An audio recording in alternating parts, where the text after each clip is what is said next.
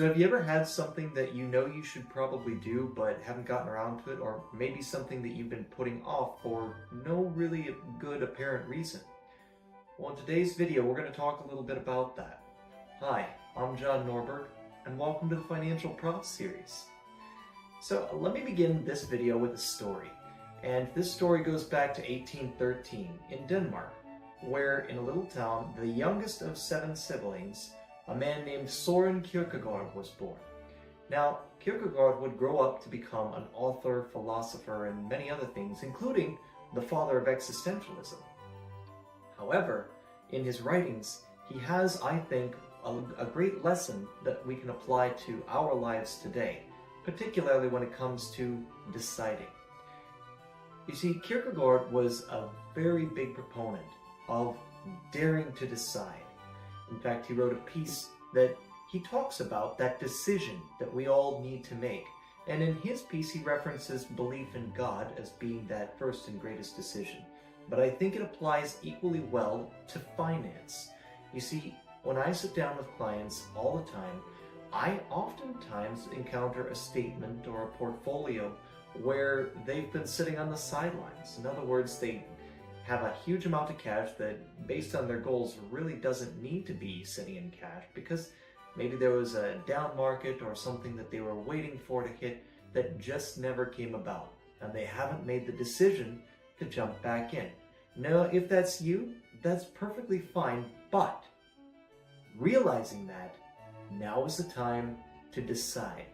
You see, what Kierkegaard teaches us is that even though there may be many reasons to put that off, to wait and see, to be, in his words, cowardly about it, there is every reason to make that decision and go boldly forth.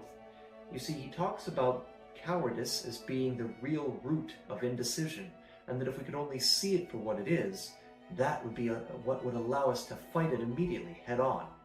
In fact, he says that cowardice has as its thought this greatest weapon of all, the crutch of time. And this is something that allows us to continue to think about it, to chew on it, to muddle around with it, without actually ever making a decision.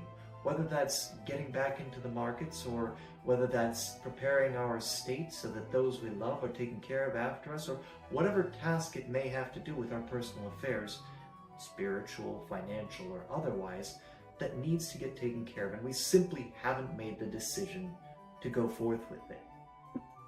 Kierkegaard told us that if we make that decision, yes, it is the first and greatest step, but also we need to continue to strive.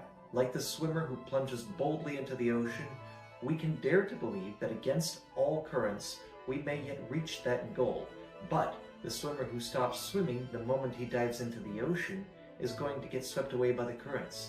We must realize that all of life is a struggle, and when we're invested, we can see that every single day that the markets are open, they move up or down, and if you continue to watch it like a hawk, eventually it's going to give you ulcers. Most likely something worse if you continue to stress over it.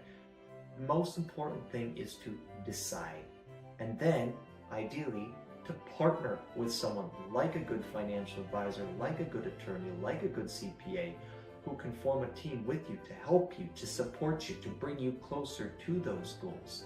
So that, having done that, we can continue to fight the good fight. We can continue to live out the fruits of our decisions, and in time, reap them.